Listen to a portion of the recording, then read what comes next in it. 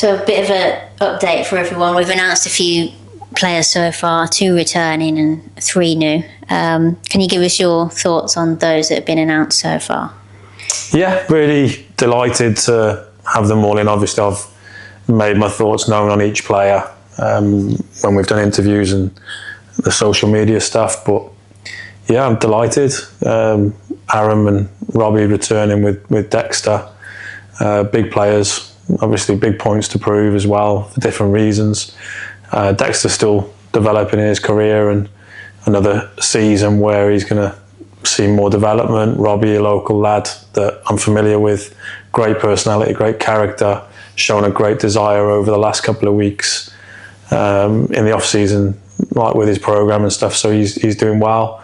And then Aaron's going to be nice to see what he can do this season and make up for lost time, as I've said before. But so yeah, delighted with those. And then the 3 lads that were announced this weekend, can't speak highly enough of them. I've worked with them for a long time. I know exactly what they're good at, what they're not so good at, but essentially they'll run through a brick wall for me. I know that I'll get an extra 5-10% out of them more than others because my relationship with them. And yeah, they'll be great this season for us. Like Aaron has had experience in men's football, but he needs this. He needs to get out and play play a full season. And there's no doubt in my mind he'll be successful. Mogsy, you know, the fans and the club know all about Mogsy, but again, whenever my teams where Mogsy's played in them, he's been pivotal. It's been built around him, and I think this season will be huge for him.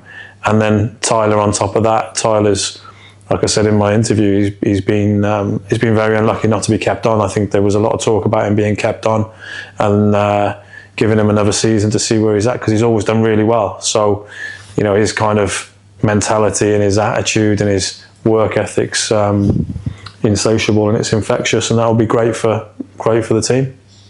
So the squad's starting to build quite nicely in pre-season, just under a month away, which always comes around quickly. What do the next 3 or 4 weeks look like for yourself? Yeah, just continue.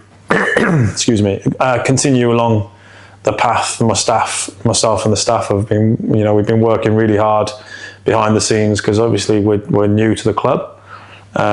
So we've been kind of planning what, you know, they've all got their off-season programs and stuff that they're working towards, and then what pre-season looks like, how we're going to set about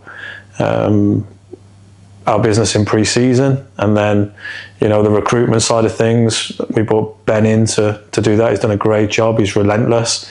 He's on the phone 5-6 times a day. Really passionate, great person.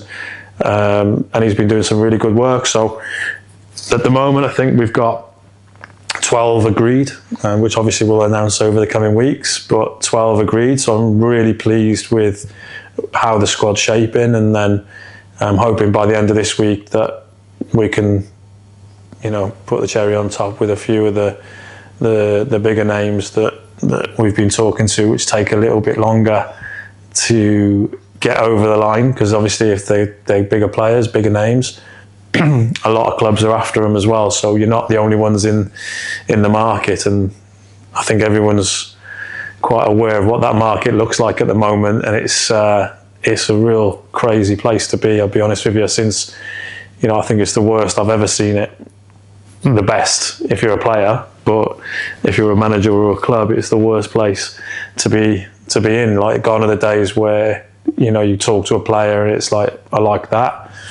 You agree something, you shake hands and it's done. It's not like that anymore. It's all, you know, give us a couple of days, which turns into weeks, which turns into negotiations on other clubs. And I don't think players realise sometimes that this is where when you enter into that conversation with a player,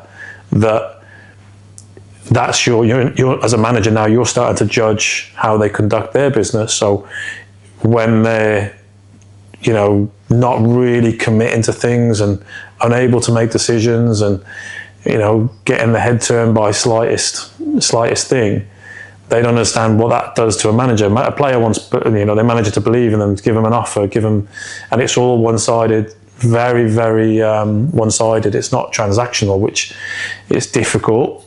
It's a difficult place to be, but I think at the moment where we're being quite patient with it to make sure we get the right person, the right fit for us. You know, we're not going to go outside of what we think's right. And the squad that's shaping is really exciting. And I think the way we want to play, you know, those players are going to be really suited to what we're doing. So hopefully over the next couple of days, we'll get those extra ones in that will make everything look a lot more attractive to everyone looking in. Is that excitement starting to build for yourself and for the players that you've got in the building so far, and you're just sort of itching to go and start playing the games in pre-season ahead of the league campaign? Yeah, look, I'm desperate to get started. Like, this part now it feels like it's dragging out. It's taking ages to get to that point. And whilst you're being patient with the recruitment side of stuff, I'm really impatient when it comes to getting started with the football. Like, that's my passion. That's what I want to do. Me and my staff are itching to get going.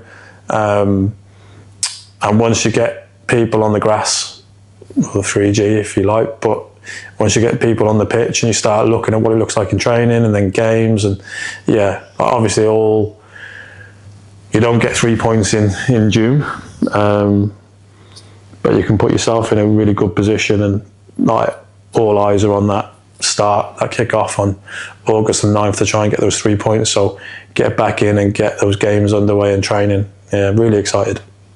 I just wanted to mention the fact that the fans seem to be quite excited as well, and have heavily bought into this new era that we've coined it under yourself.